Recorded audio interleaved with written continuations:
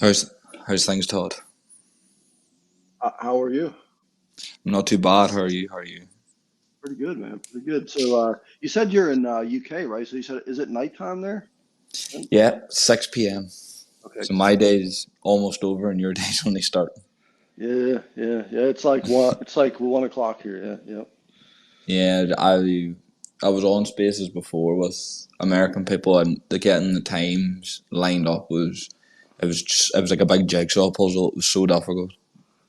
Got it. Got it. Wow. Yeah, you have a pretty strong accent, man. Sounds cool. Yeah, so I found out since doing this podcast. Didn't think it was very strong, but all my DMs and comments are about how strong my accent's become. Yeah. Oh, that's cool, man. But yeah. So, thanks for inviting me to the space, man. Appreciate it. No problem at all. I thought that your kind of story and your background it'd be quite interesting. To be fair, I don't. To be honest, when it comes to guests this podcast, I don't really have a criteria. Just kind of think if you've something quite interesting that we could Yeah. talk about, it would be a good idea. Yeah, well, I like that. I mean, shit, you had some pretty good topics. You put like, I mean, I sent you that Zuckerberg video, dude. Anyway, that's a good one. But like, just business. Like, I'm pretty good with business. So like, if it's a podcast that would be for business, I could certainly probably be productive there. Yeah, there's no problem. I think that well, obviously now, obviously with the whole trends of business being a big thing on social media now, I think there's so many different avenues we could talk about in terms of that now. Yeah, for sure. So many. So before we get started, I've kind of butchered myself in my last two guesses. I had a Finnish person last space, and pronouncing his name was not easy in the slightest. And now I don't even know where to start with your surname. Oh my, it's French, so CUNY. It's you kind of pronounce it with a Q, really to the K, but it's CUNY. Cuny. Yeah, Yeah. right. I was wondering. It's always that K and U combo that gets me confused with every word. Yeah. Like mo most people, they'll say something like Quinny or Kenny. So Yeah. all See, I good. put it in. I put it into Google Translate, and Quinny was what was coming out with every time, but I just couldn't see how it translates. Yeah, you say it more like a raw Q. It's like CUNY, like yeah. Yes, I get you. But that was the only struggle I had now cleared up. So suppose I may as well get started. There never really is many people that come live to this. To be honest, this is more what I use just to record the space because it doesn't really destroy your audio in any way. It just kind of uploads it as it is. So you don't really need Yeah. to wait on anybody. So Yeah, and by the way, no worries, man. I love just taking the time to just talk too. So it's all good, man. yeah, I'm the same to be honest. I kind of was at the start worried about people not joining, but now as it came on, like I've spoke to two people from two completely different backgrounds, two completely different like parts of the world, and I enjoyed it more than anything really. I was honest to the point where I don't even care if anybody listens or not. Yeah. Yep. So we'll get started. Tell me, Good. who is Todd Kueny? Yeah, so actually there was another I did another podcast with a guy named Aurora. Actually, his and I'm just gonna give him a quick shout out because I did one with him too, just if you are recording it. Yeah, no But problem. anyway, so he had a podcast. But yeah, so my background and who I am, I mean, I'm really just yeah, my name's Todd Cuny, and just a business slash entrepreneur. And I would say like software engineer at heart, so I would say that's like if I was to summarize me, it's kind of like that. Yeah. Uh, you mentioned the buzzword lately, which is entrepreneurs, been thrown around quite frequently now, like with free will. So, could you define entrepreneur as someone who is a seasoned businessman? Yeah, I think like it's funny. It's changed for me over the years, right? Like when I first started, it was like just somebody I thought who ran a business, but I think an entrepreneur really is like, I mean, if you could say there's like failed entrepreneurs and successful entrepreneurs, but I think like if you were to like even collectively put them together and say what is it's someone that's willing to try to better or provide services or things to people in a more cost effective way or in a better way, and is willing to kind of go through that process, right? That it's kind of like I would say capital-esque like mindset, if you will. But does that make sense? Yeah, that actually does make a lot of sense. I asked you more because kind of with the rise of things like TikTok and Instagram and having to show off, it kind of seems like everyone's an entrepreneur. So I wanted to pose the question to someone who quite literally is an entrepreneur, so they could give what the real definition of it is, rather than someone selling ebooks online.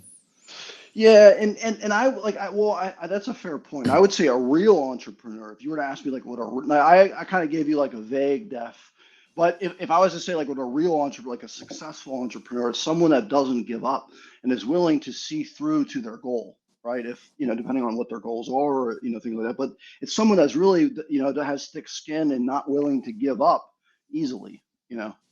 Yeah.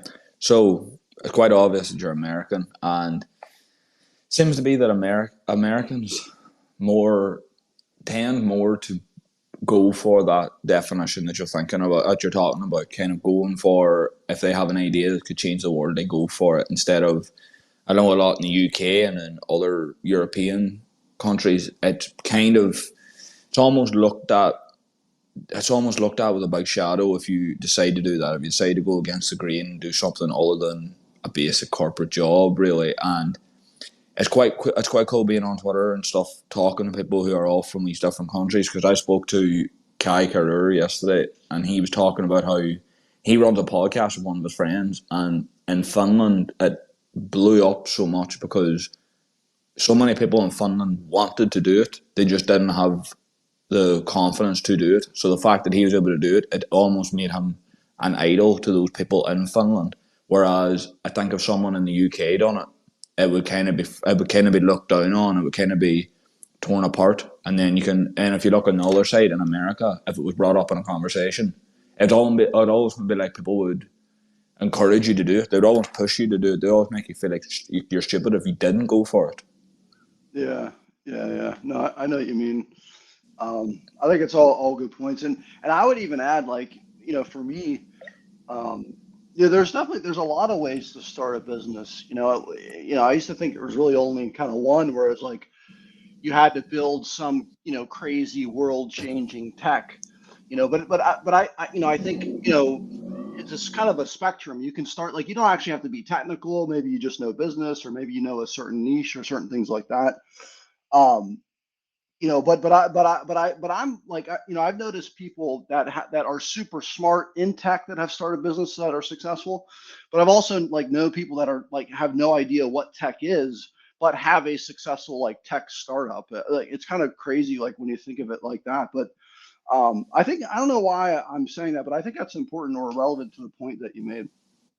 Yeah, well, it does all link together, to be fair, whenever you think about it on that same topic. So we'll get more into now you as an entrepreneur. So the main thing that people, if they Googled you, would come up would be patient wing.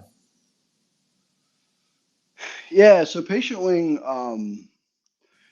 Yeah, but I mean, so Patient Wing, well, funny enough, it started as a company called Vital Tracks, right? So if you actually look, That was the next company wrote down in my thing. So they're both together then.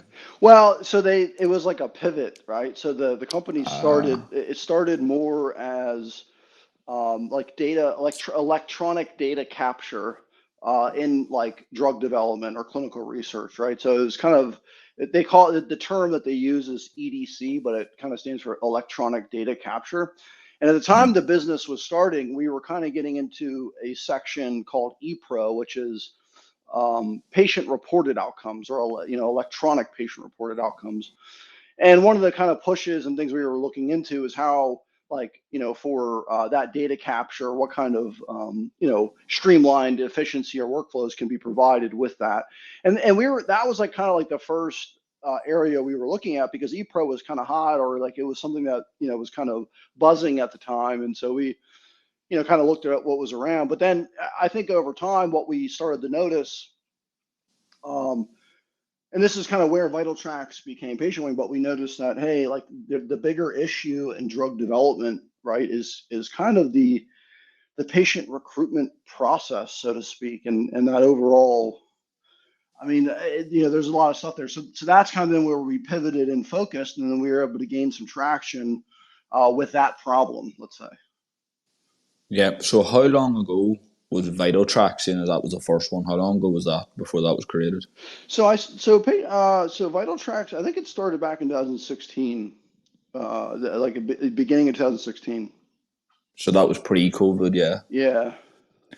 So I don't know, maybe if the article maybe I was reading was maybe just it might have been just false information, but it was talking about how Patient Wing was kind of founded around that COVID time. No, well, it was before COVID, right? So it was definitely before it. COVID didn't hit for like 2 years after. Like Patient Wing kind of came out, I'd say in 2018. Uh, so like again, the pivot was right around, I'd say end of 2017, beginning of 2018, and then when we started getting into patient recruitment, and we already had some traction at that point, and then COVID hit, and it actually like kind of hurt a little bit, but there like some farmers were hurt, but some weren't, and so you're able to at least stay alive during it. Yeah. So through that time of COVID, obviously as a business owner, what was that like? Because I know like the average person was suffering to some degree. So I could only imagine how it was as a business owner. It must have been fairly brutal. Say, can you repeat that? Sorry, my bad. So I just wanted to ask, through the COVID period of lockdowns and things being shut down, what was that period like as a business owner? Yeah, no, okay, yeah, that's a good question. Well, it's funny. I think, yeah, I mean, I've always been like, I'm always on the side. I like to kind of go into a place of work, or at least like have the ability to do it and kind of regularly have at some interval do it. Kind of keeps you, even if it's just a couple days a week or something like that, and then you work remote a few other days a week. But I'm also okay with remote work too. Like, and I think even prior to COVID, remote work was starting to get more relevant. And at that time, like my company was already in a shared space, so a lot of us worked remote anyway because we were recruiting kids like out of college, or with little experience. So like they were kind of far off anyway, and so they might not have been able to travel right away, and so they were working remotely. So things like that. So it wasn't like we weren't really prepared at all in that sense. But as a business owner, it's hard because it's hard to keep track of what people are doing or if they're even doing anything or like. And so I think there's a lot that you kind of go through. It makes you go through a process to kind of learn or keep better manage or maintain it, let's say. Yeah. Did COVID itself have any major effects on the business? Because obviously I know in my local area that COVID, I, a lot of times it almost shattered businesses. Yeah, well, you know it's funny. So at the time when COVID actually hit, so I had stepped away from Patient Wing and I was working. If you actually looked at my LinkedIn, I worked at another company called the Tour Guy. Hmm. Um, And so, like when Patient Wing first started, like it wasn't like all sunshine and rainbows. Like in fact, I wasn't even able to pay myself. I was struggling and just doing work on the side until we got like cash flow positive, which is what we were working towards. And so one of the things that I had built a lot of the initial tech, and so at that point it was more just kind of sales and like maybe some services or implementation to kind of get a customer like in production or something like that. Um, but at the end of the day, I think that's kind of how you kind of manage it or make it better, if that makes sense. Yeah. You mentioned something that goes unnoticed quite a lot whenever people talk about the world of business was that you weren't really making enough cash flow to pay yourself. As a business owner, someone who the end goal really is to make it your life, is to make that business your life. What is that feeling like? Having to kind of tell yourself that you're going to have to work on this business relentlessly to get it off the ground, and you're not going to be paid for it. You'll probably lose money doing it. Yeah, yeah, dude. Yeah, I mean, well, I think the way I did it is I tried to minimize that risk a little bit. Like, so like I didn't just start a company just to start a company. I worked for people for a while and then just kind of observed what I could. And so the first company I started, one of the things I learned early on was like if you are going to start a business, people can do it on their own, and not it's nothing against that, or and I think everyone kind of has their own journey. But I kind of went through more of like, hey, I worked for somebody till I saw some opportunity, and then I took uh, kind of a shot at that. And I think sometimes it's just, I think at the end of the day, it's just hard work no matter what you do, but you have to kind of find your way through it, if that makes sense. Yeah, I understand completely. There's a fitness influencer called James Smith. I say he's a fitness influencer. He's made his name making fun of the fitness industry, but he has this quote that he says in most of his videos that if you can work hard to achieve someone else's dream, imagine how hard you'd work to achieve your own. Is that something that comes to mind when you think of the starting days of Vital Tracks and Patient Wing? Yeah, dude, exactly, 100%. 100. You should send me that. Yeah, that's spot on, dude. I will send you. He's on a podcast with a guy from the UK, Chris Williamson, and that's pretty much that. This title and the first line of the podcast is that quote, and they just kind of go off about it for about an hour, and it's amazing. So I will send you that definitely after this. Yeah, yeah. And again, dude, I think like the biggest mistake people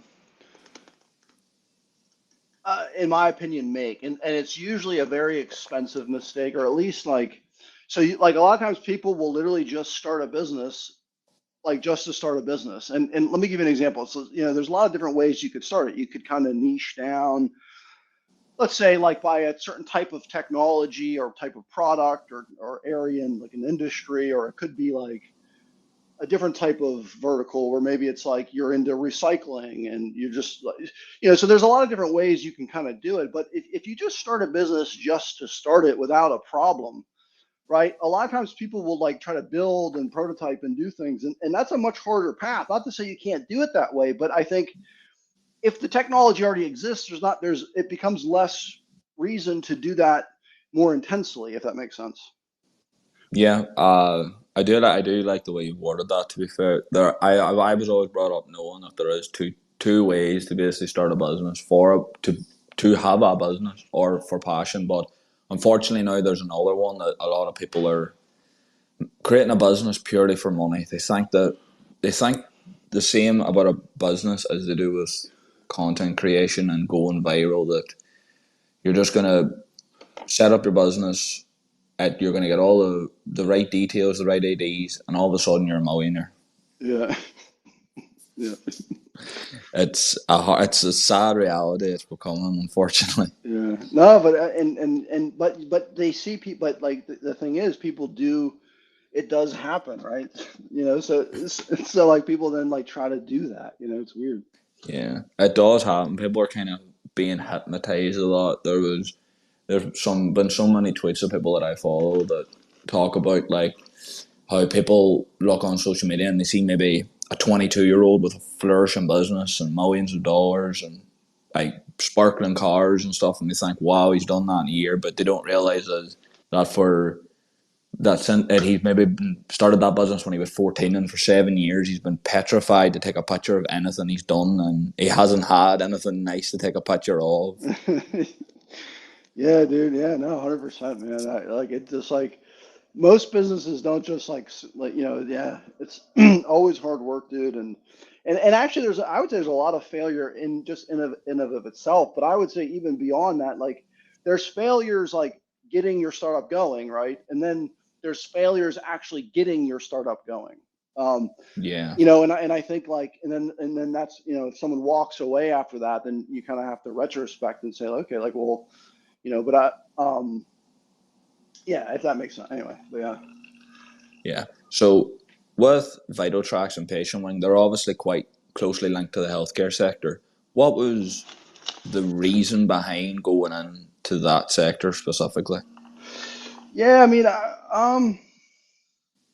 yeah, I don't know. I think, I don't know. I think like disease, like my family's been struck by a lot of disease, and so I think healthcare, Just something I'm just personally vested in, and I think that there's a lot of like, but more important, I think there's a lot of opportunity for improvement, maybe in certain areas, and so I think that's kind of maybe what initially attracted me to it, and then I started the business, or at least Patient Wing or Vital Tracks with.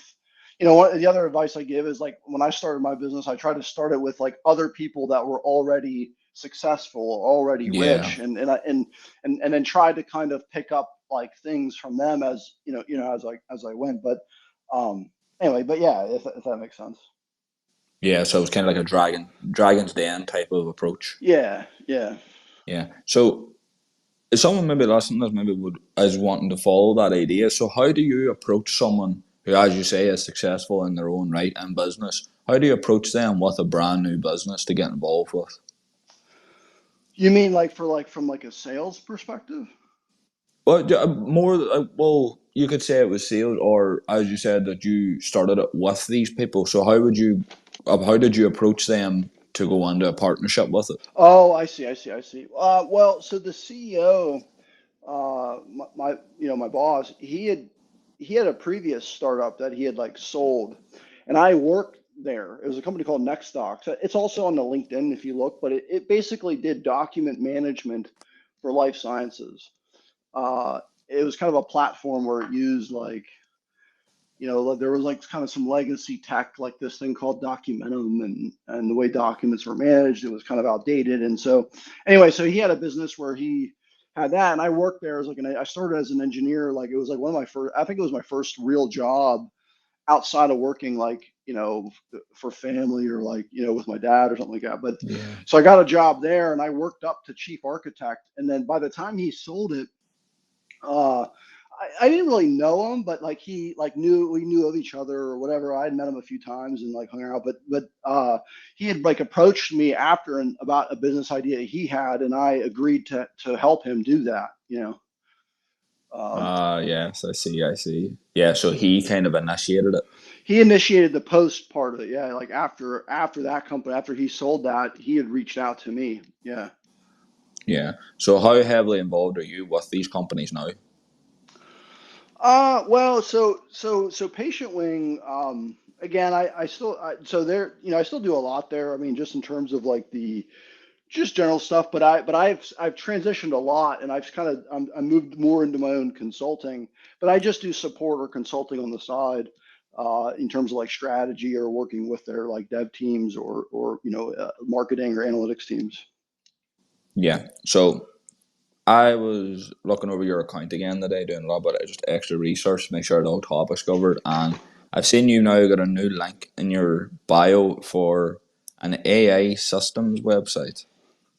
Yeah, so you mean the Claris AI? Do you mean that? Yeah, Yeah, yeah, yeah, yeah. So that's that. Well, so that's like if you looked on my LinkedIn, there's a company called Blueprints, yeah, and so Blueprints was like that was like so when COVID hit, right? I don't even think I finished saying this, but I was at where was I? So I was at the tour guide when COVID hit. I wasn't even at Patient Wing. I had stepped away.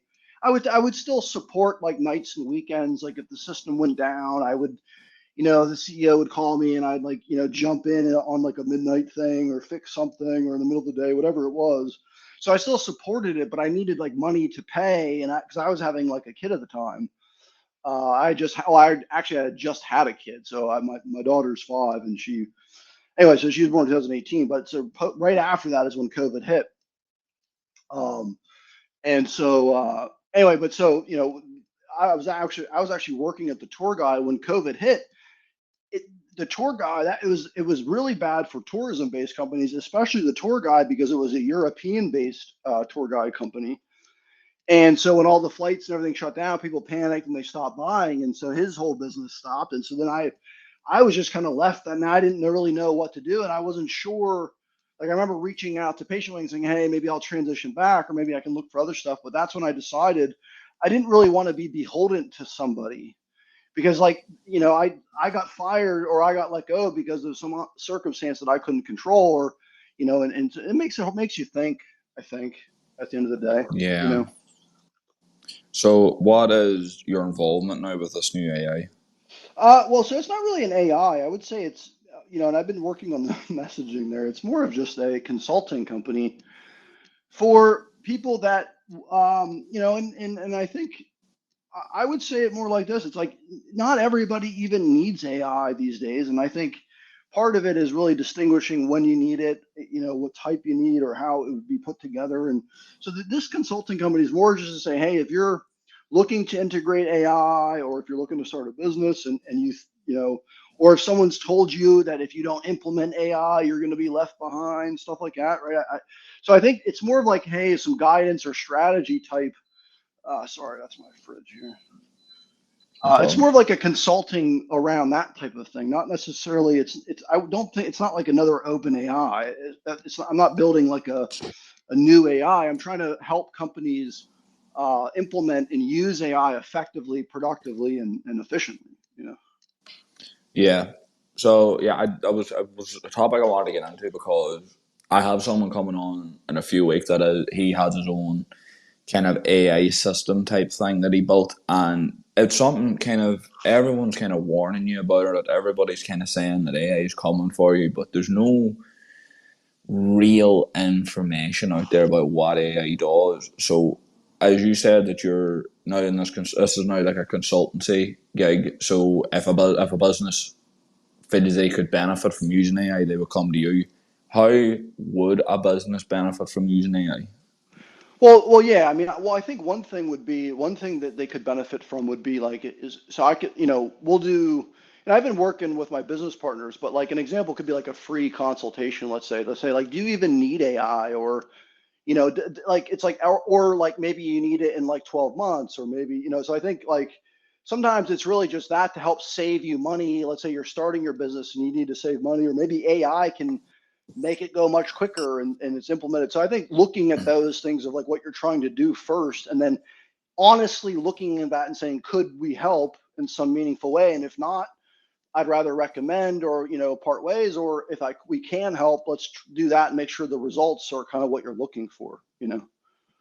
Yeah. So if someone came to you that didn't need help, you kind of would let them know they don't actually need it. It's not, you wouldn't be like that tricky salesperson that would force it down their throat even though they don't need it. Exactly. Because like my skills more on the IT/software dev side, right? And I understand how the AI technology works.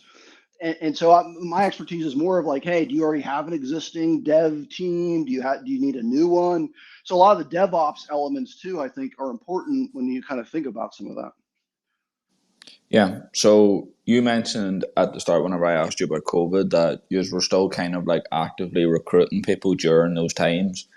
It's a topic that kind of people don't really talk about. These business owners that have flashy social media don't really speak on those sides of the business. So when it comes to recruiting someone, obviously as a normal working person, I've been through recruitment processes, but as a business owner, what's the recruitment process like for you as compared to an employee going through it?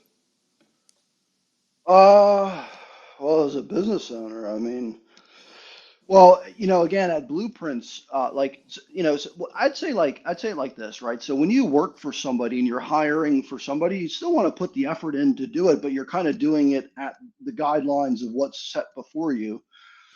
And you have to kind of work and depends on things, but you can certainly be successful in that. But when you're on your own, it's a little harder.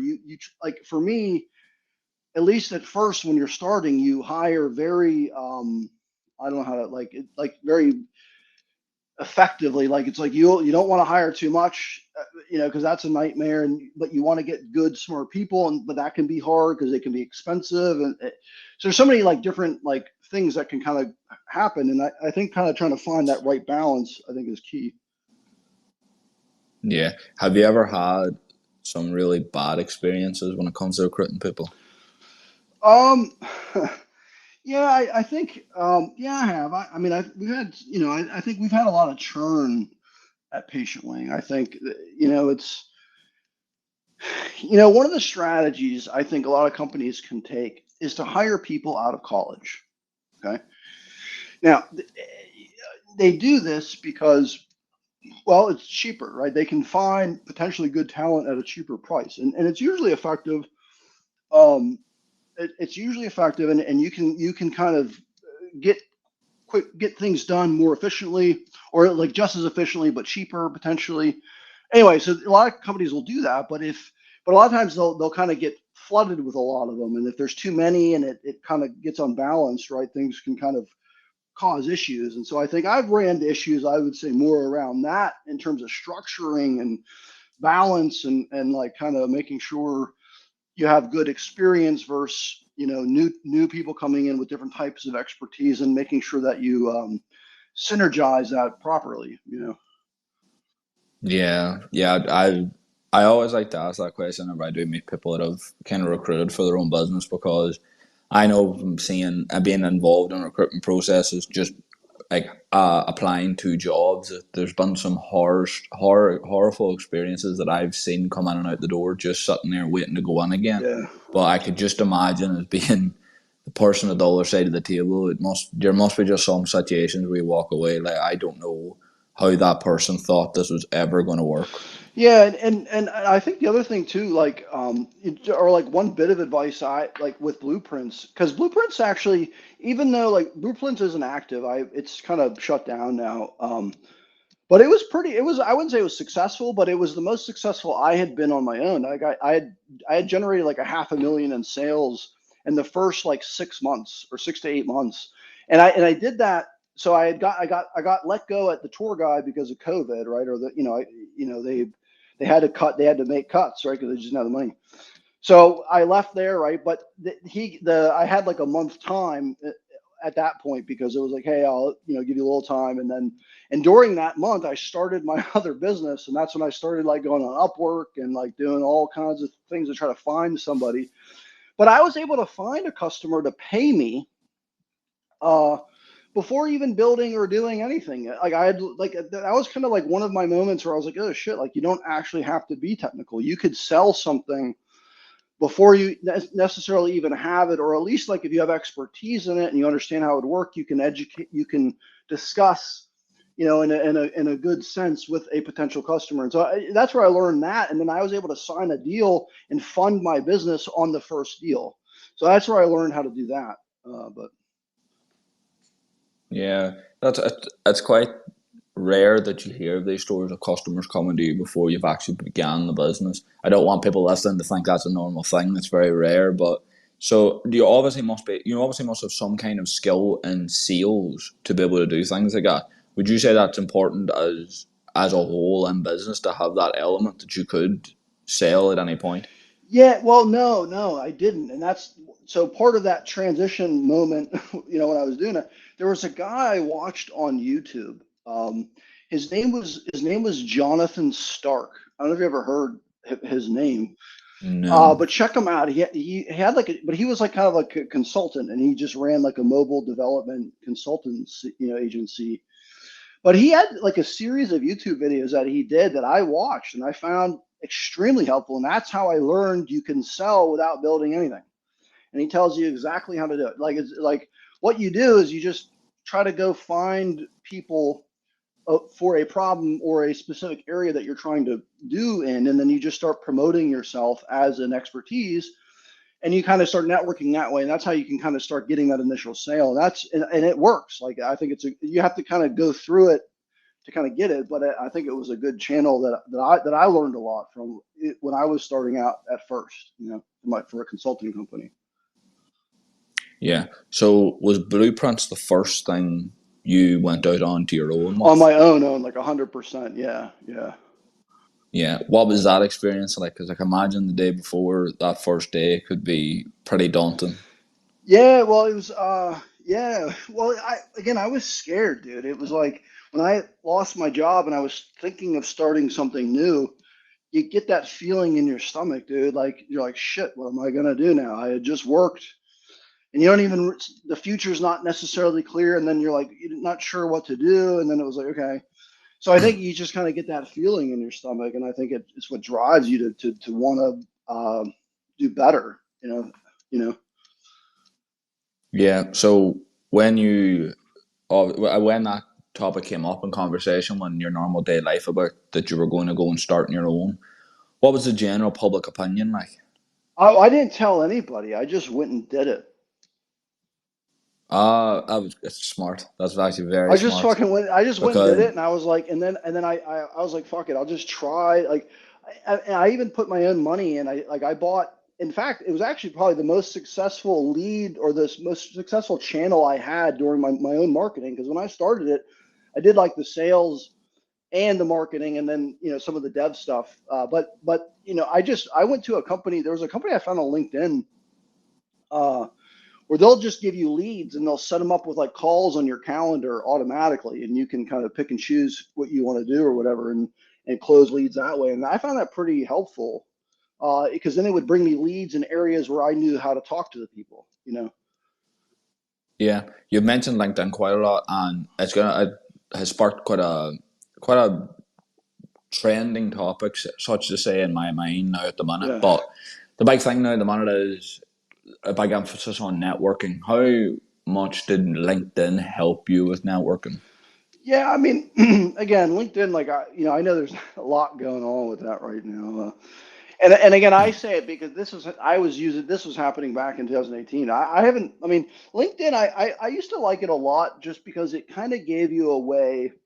Like if you ask me, if you look at like there's like Facebook and LinkedIn, they're kind of like the only way you really differentiate those two, so to speak, is really at like as that business, one's business oriented, one's not, right? And Yeah, so it's kind of like that. I mean, can you? I don't necessarily know if you need to separate them like that or if like. But LinkedIn, I found it good because you could at least connect with, like there was less junk, less noise, or less nonsense. You could kind of get right to the business of things, right? So I think that's kind of what I did like about it. But you can find that on other things too, like Upwork.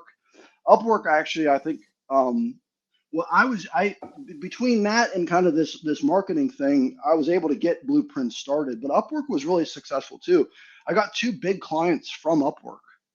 You know, um, yeah. Upwork is the freelancing site, it isn't it? is and is, and if you're careful, you can kind of pick out bigger projects from people on it, or if you spend enough time on it.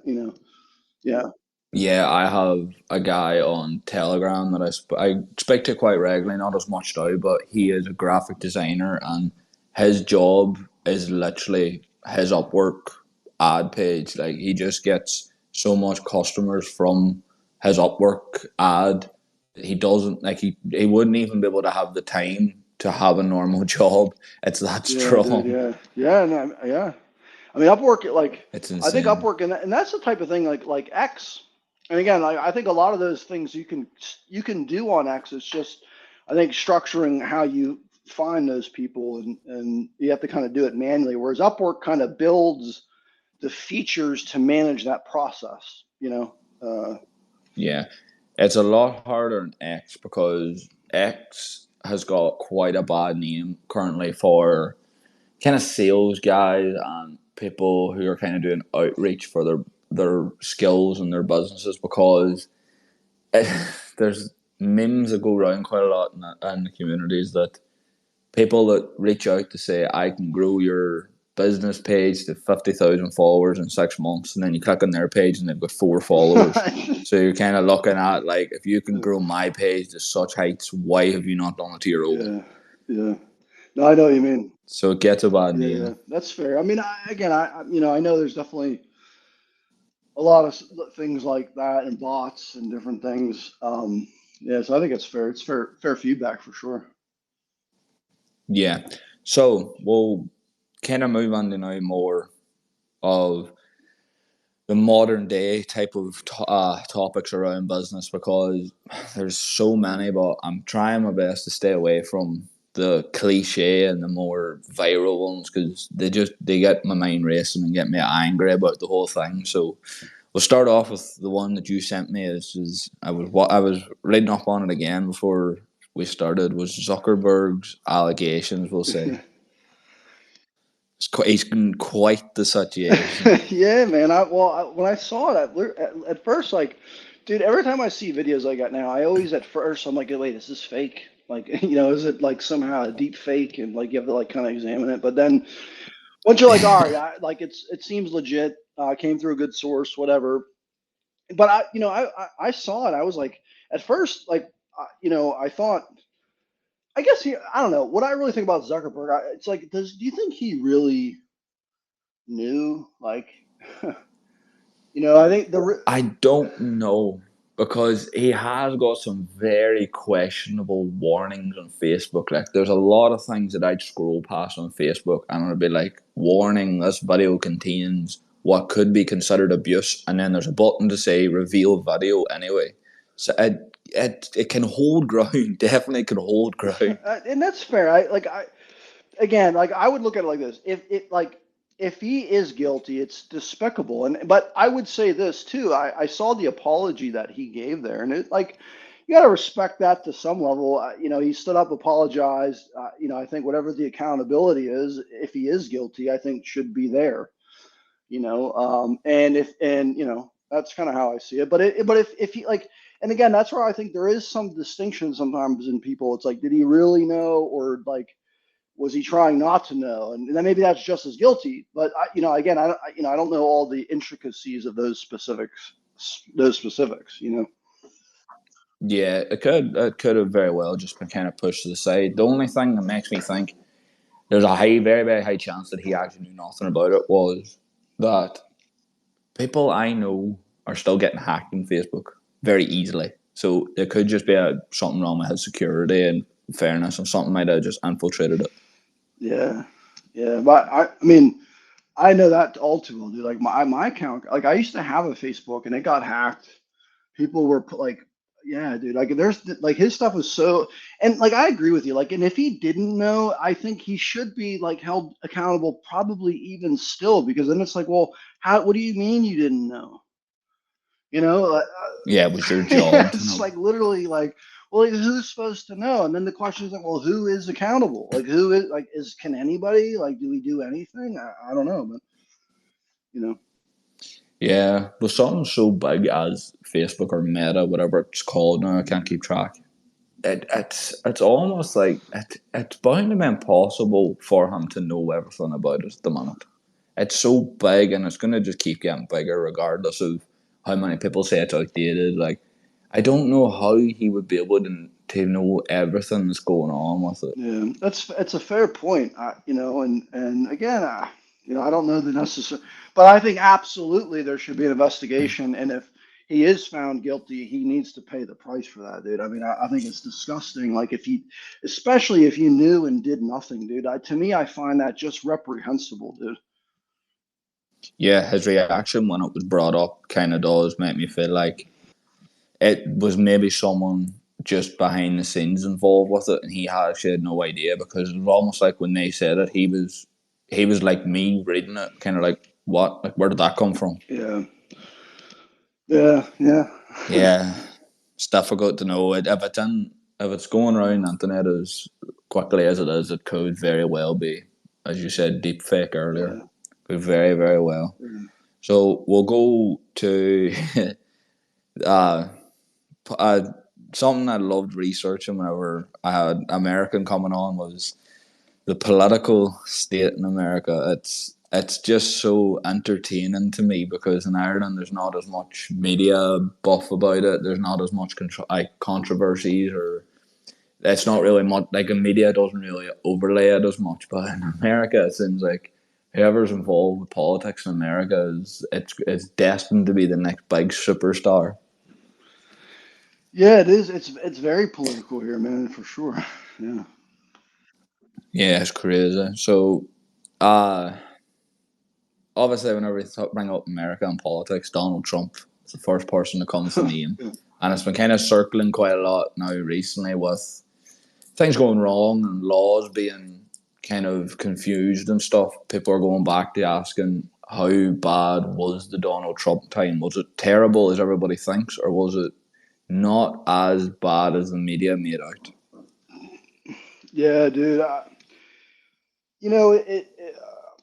It's definitely a good subject, a good topic. I mean, again, everything's always so mixed, right? Like it's like it, like you're right. I think America is very like political at this point because like most things you watch, it either leans one way or the other. You can find things in the middle, but you have to know where to look and kind of what to trust. But like I think part of the issue is that, right? It's like I think I don't know about Trump specifically. I don't follow like any cases or things like that specifically, but I am aware of like a lot of the stuff around him. But again, I don't necessarily think Trump's out to like hurt anybody. I think at this point it's like, I mean, again, if we can, if everyone can get behind a candidate and we can all kind of do the things we think need to be done, I think that's really the goal. Not necessarily quabbling about so many specific things, because like one side hates Trump, one side hates Biden, and it's just like again, it's like, how do you compromise here? How do you what's the resolution? What's the path forward is the question, Yeah, it seems a lot like, as you said, that it seems to be split. One side hates Trump, one side hates Biden, but they never come out and say what they actually want. So you can't find the middle ground. You can't find the person that's got everything they actually Yeah, want. yeah, and yeah, that's fair. And then they never come back to anything either. Like, there'd be some big trendy thing, and then like the next week, it's all just gone. And well, they're like, "What happened? Did that ever? Was it resolved?" And I mean, not something that they do that with everything, but there are a lot of things that just get like fell behind or like fall behind everything. Yeah. So, uh, kind of thinking how to kind of link it together with this, but someone was saying on a YouTube video, they were doing kind of like a debate, that they think the reason why people like Trump and Biden and even Barack Obama to some extent get like kind of shaded on with the media in terms of politics is because they are such big names. Because once you bring their name up, it's kind of like everybody looks in that direction because they think something entertaining is going to happen rather than something political.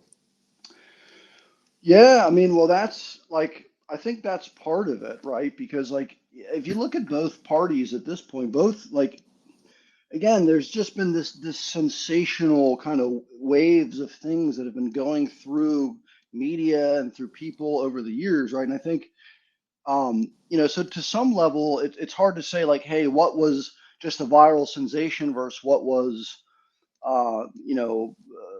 needed versus what was acted upon, whatever. But my point is like, hey, if um, over time, I think it's hard to say. I think both candidates are kind of in a similar spot in that sense. To me, it's just, I think what Biden is doing is unacceptable. And so a lot of times, I think what happens, at least now, what I've seen is people are voting just because they don't like the other candidate, right? It's like, Yeah, I'm not saying everybody, because I'm not, and again, I'm not even saying, I think Trump is a good, viable candidate. I haven't really seen any reason otherwise specifically. But I can tell you with Joe Biden, I know I can give you specific areas and say, like, hey, this is unacceptable, or what's going on here. And so I think now it's just voting against that person, really, for each side. yeah. I was following along with a tweet recently that it was kind of like there was so many comments coming in, it was updating as you were reading it, and they were talking about, obviously, I'm obviously not an American, so I don't know if it was a joke or not, but Kanye West put himself in for the polling, and people were talking about how he actually did get accepted into the polling, and they were talking about everyone's doing, as you said, they're kind of just voting against people. There's not even so much the people they're voting for have the morals and Right. they're not even on the side of the story they actually Yeah. want. They're doing it just because they spite the other person. So they were talking about it. Someone like Kanye West, not just Kanye West, but someone who is a big public figure with a lot of following comes into it, and they do get voted into office. What then will the public opinion be whenever they walk in without as much expertise as these people they are voting against? Dude, I couldn't agree more, dude. And that will just get worse over time, right? Because it'll just becoming more separated, more, you know what I mean? Uh, yeah. Yeah, it's a tricky one to think. I was reading why I was reading through it so much is because it was kind of just sparking ideas in my head constantly about what would actually happen that way. But in America, obviously growing up, what was it like compared to now? Obviously, you see now there's a lot of violence going on, a lot of gun violence, a lot of things that are coming up on the internet from America daily that kind of make you take a step back and like, no, think what's going on. Is this a real place? What was it like compared to back maybe whenever you were growing up, where it maybe wasn't? I wouldn't say glamorized, but publicized as much. Um, it's a good question. It's funny. I just saw this thing where it was like, it was like they just found evidence of like humans like 20,000 years ago, which is like a lot longer ago than they originally thought. Like when I was a kid, you kind of grow up, thinking like, hey, like you can't necessarily help where you're born, or like kind of, so Yeah, you kind of just grow up like that. But it's good to know like what's been before you. Like when I was young, I always tried to look what's been before me, you know. yeah, Uh, yeah, yeah. What was it like for you growing up? Was it as dangerous as it seems now?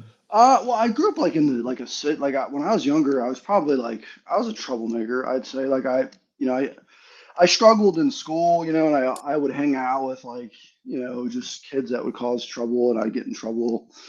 I don't know, but it wasn't anything bad. Like it was just normal stuff. Like when I was younger, it was like you went through that a little bit, but then you made friends, and it was just kind of normal. I would say all pretty normal in the sense of like, I mean, we didn't have much. We weren't like rich or well off or anything. We just kind of, I had three sisters, no brothers, so it was like, so I grew up with all women. But Yeah, for schools, they were all older than me. So when if there was a day off of school or whatever, things like that, they would always be there and we'd hang out. So it's kind of cool. yeah. So you said that you in school kind of you hung around with the wrong people, and obviously now to this point where you've got partners in business and stuff, where you obviously must have transitioned into the right environment. How did you manage to transition into knowing where a good environment and a bad environment is in terms of friendship and people you're associated with? Yeah, no, it's it is like some deep questions here. I mean, when I was younger, I think like I would act out a lot to try to fit in. And what I Yeah, learned was like the action. Like I always thought from what no one ever told me otherwise. I always just thought the more I acted out, the more I would fit in. But by doing that, I did fit in, but it was with a crowd that I was attracting, which was people that made trouble. So, I didn't really know that at first, but over time you kind of learn that. And it was like, well, okay, well, and actually it was like, I used to listen to like Arnold Schwarzenegger, like speeches or like, just like those like motivational, like this is years ago. people screaming at you through a Yeah, but phone. those would get you so pumped, dude, and they'd make you think about shit. So like, it was kind of like that, but Yeah, so that's way into trying to find an environment of people thinking like that rather than just going and looking for videos. Well, so then I started getting into business, and again, I do thank my dad a little bit for that. But it was a lot of it was like business. It was like so like when I didn't actually really like I didn't even like get into business until I was like around 22-ish. But I was probably like a late bloomer. But yeah, I mean, I think it's just a matter of finding something that you can kind of reverse that with and do good, or do better. You know? Yeah. You must have found quite a lot of adversity going in and out of these business ventures. How did you manage to like overcome it and kind of remind yourself of what you were doing it for? So, say that again. My apologies. Yeah, being in business with going in and out of different sectors and different businesses, you must have faced a lot of adversity and people going against you. So how did you manage to overcome that and push through it to still be in business now? Yeah. How did you face it? Yeah. I mean, it was just again, if you surround yourself with people that have done what you're looking to do, okay, you kind of pick those things up. And that adversity, like one of the things I picked up was like you have to have thick skin. I didn't like when I was younger. Like I always thought I always like had side businesses. Like I remember having like an online vape store at one point where um but and when you're like there's a lot of pride like when you're young there's a lot of pride a lot of times with what somebody's doing and they're not able to really dynamically adjust to what's needed to actually have a business. They kind of forget about the business. Like in order for a business to run you do need money, you do need capital, but like obviously the business shouldn't be focused around that, but it does need that in order for it to work you know Yeah, whenever you were talking through that and you were answering the only thing that could come into my head was there's this picture going around on the internet, and I think it was Alex Hormozy who originally started it, where it's like a guy standing against a wall, and in front of him there's like a massive auditorium just filled with people, and they're all just looking at them, they all have angry faces, and it's a little speech bubble coming out of him, and it just says, "You're all wrong."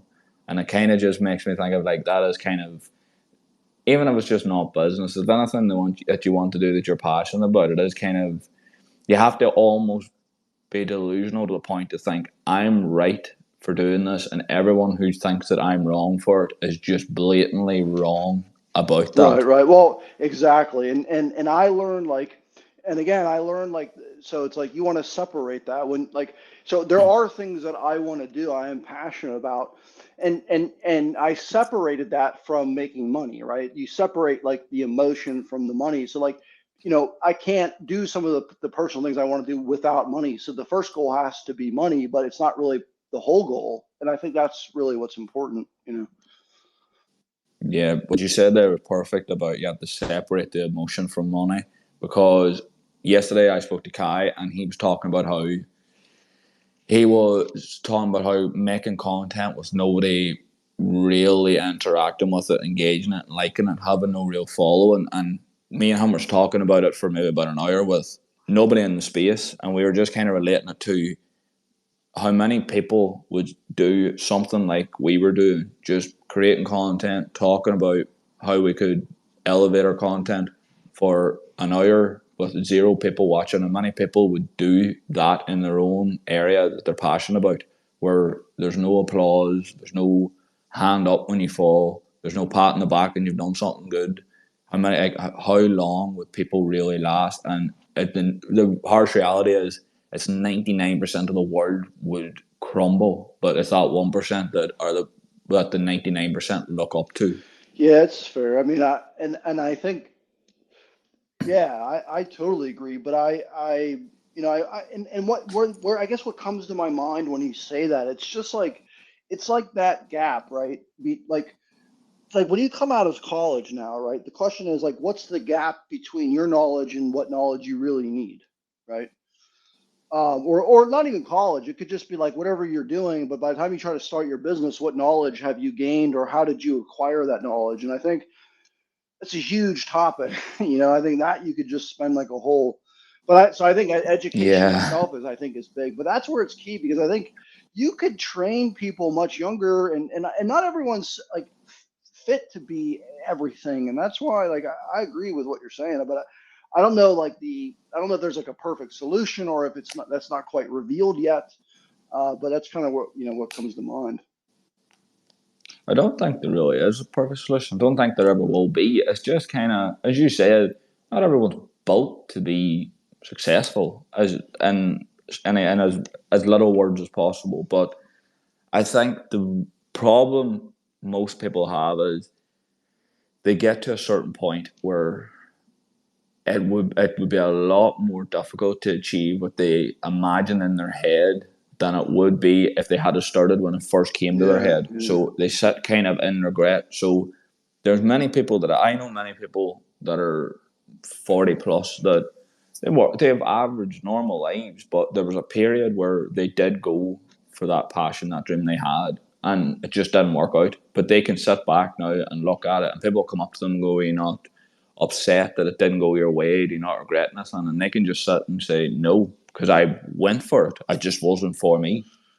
Yeah, and I think that yeah, that's exactly right, dude. Like yeah, yeah. I mean, and I've actually failed a couple times saying just that, but then like I realized, okay, I'll try it again, and I just still think even then sometimes it is the right path. It's just hey, let go, but sometimes another opportunity awakens at some point, or may not. But I think that's yeah, no, I think that's cool. Yeah.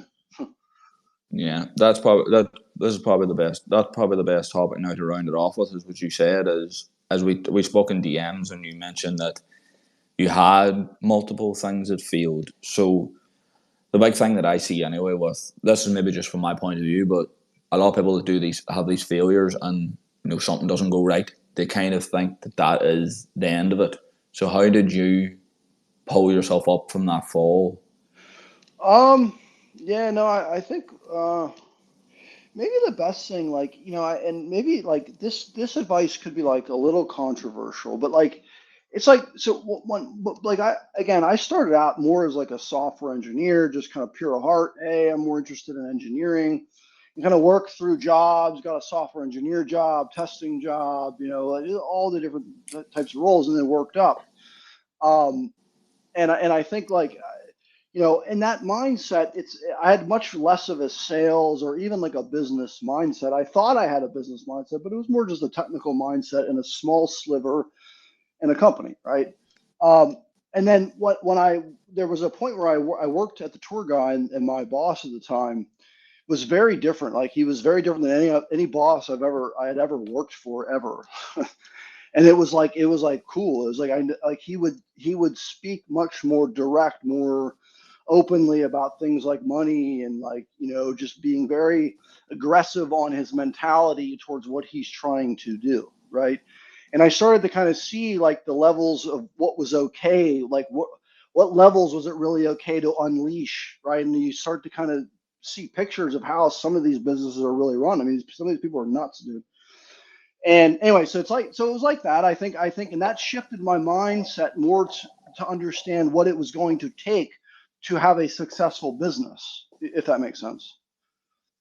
Yeah, I do. I like that what you said about some people are just crazy in their own mind, but uh, this is something that someone DM'd me asking to ask you because they seen that I was talking to someone who's quite heavily involved with businesses. They wanted to know if you've ever encountered. Have you ever watched The Wolf of Wall I Street? love that movie, dude. That movie's hilarious. Have you ever encountered someone like those people? Maybe not exact carbon copies, but similar. Well, yeah, dude, 100%. I mean, do you find people that are running those businesses where one of their favorite movies is that movie? Yes. So like but that's not to say that they're all like a facsimile or like the same thing of or a carbon copy, right? It's like a lot of times it could be a variation, but that type of stuff does incite that type of mindset, right? And so they can fuel it, if that makes sense. Yeah. How common is it? Because people do believe that show is it's kind of like an anomaly. Well, I would say I worked at a company where the CEO loved that movie. That was his favorite movie.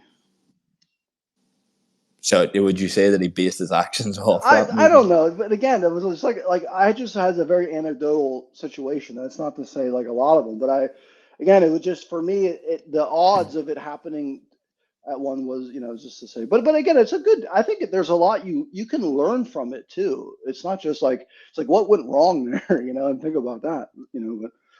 Yeah. If you strip back the cocaine and the horrible activities, you could find some good business lessons in Yeah, there. you just take out the psychopathy Um, from it and you're good. you know. so the last thing I wanted to ask you was, as you seem to be the old school type of business owner, very focused, very one lane, tunnel vision. How do you feel about these people now on social media that are like, kind of glamorize the business side of things? People like Luke Belmer, who's becoming kind of a venture capitalist, and Andrew Tate, who claims to have multiple businesses, and sales guys like Andy Elliott, that as soon as you open TikTok, he's screaming that you shouldn't raise your kids, you should be selling cars instead. Yeah, dude, I think I think it's interesting, like, because I think like there's a lot of good, like if you take almost anybody, like almost if you just took any controversial figure, there's some element of them that could resonate or is good, and so it's hard to say like, hey, maybe because one part of them, maybe someone can see it a little bit differently than others, and there's a lot of different perspectives. But I would say like I think um, I like a lot of the messaging, like, and I'll just use like Andrew Tate as an example. I know he's a bit aggressive and he's a bit like his messaging's a little weird sometimes, but I think what I like about him is just the confidence and his ability to really to show or at least portray, kind of his him himself and what he's trying to do and convey that. I think but again, I don't necessarily watch a lot of that, and I don't have a lot of other figures that I necessarily look at, but I do watch Tate, and I think I like a lot of his stuff. Some of it's like a lot very aggressive, I'd say, but like at the end of the day, like I Quite I totally misogynistic. respect people to have their own opinions and then say that. in their own way. And like, and I, as long as like we're all, as long as we don't like, we're not hurting each other and we're not killing each other, and we genuinely have other people's best interest at heart. The way you say that or the way you get out there and do that, I don't necessarily have a problem with it, as long as it's not hurting people and people aren't like, it's not, offending people or to the point where like, that. But I don't think any of that's happening. I think again, so. But anyway, that's my point. I don't. Yeah, I listened to Andrew Tate appeared on a podcast with George Janko recently, and George Janko's quite a religious person. He's very clean lifestyle, so it's quite cool to see the two sides. But they were talking about Tate's kind of earlier messages and when he was blowing up, and he was saying things that weren't weren't the most public friendly, but he said in it that people confuse content with the truth, and it does get me thinking of like people are watching this, genuinely taking him for face value. We don't realize is he's thought in his head of a lesson of life or a business lesson, and he's decided how can I blow this completely out of proportion so people will look at it, and he's maybe not putting the message out directly. He's maybe is adding some fireworks and some explosions to it, but there is a lot of messages can be learned from these people. I know anyway personally. I looked at Luke Belmer quite a lot. He's becoming a venture capitalist, Yeah. and he's got a very bad public opinion because it almost seems like everything he says he's bragging. But the thing is about it, if you look into his background, look into his lifestyle, he's doing it because he's got a right to brag. If you're looking at much he's done and like his earlier work, he was just basically just telling stories. And if people took the time to go back and look at those things, they realize these people have been through the trenches of life. Like they deserve to kind of blow up their lessons as much as they can to get more eyes on them. Yeah, yeah, no, no, but again, that's the name of the game in today's world is like, how do you catch someone's attention better to do something, But I would say Yeah. with Tate though, I connect with him on a good number of things, like just like and I didn't have like the best childhood in terms of like rules and so I understand a lot of that, and it just resonates with me, but Yeah, definitely. I do agree. I think that's pretty much everything I had wrote down anyway. Yeah, I think this has been actually quite enjoyable. It's been quite insightful compared to my other ones where we talk about on the two other podcasts. We talk quite a lot about people who are quite up and down stories to where they've actually got to. It was quite good to sit down and have a real kind of educated discussion about a particular industry it's been quite glamorized at the minute, and I think that there's some incredible advice that you've gave that people could really take home with them. yeah, dude, appreciate your time too, man. Anytime, man. If always, if you have any other podcasts or anything, dude, just I know I'd love to listen or whatever. So Yeah, I definitely will hit you up again in the future. Anyway, I'm going to try and get everyone that I've interviewed, I'm going to try and get them all back on at a later date and kind of do kind of more of like a life update and then get into more of who they are as a person type of thing. This is more just kind of glamorizing their story. got it. Yeah, sounds good, man. I appreciate it, man. No problem at all, Todd. Thank you very much for your Yeah, man. time. Have a good enjoy the rest of your weekend. You Yep, too. bye. Bye.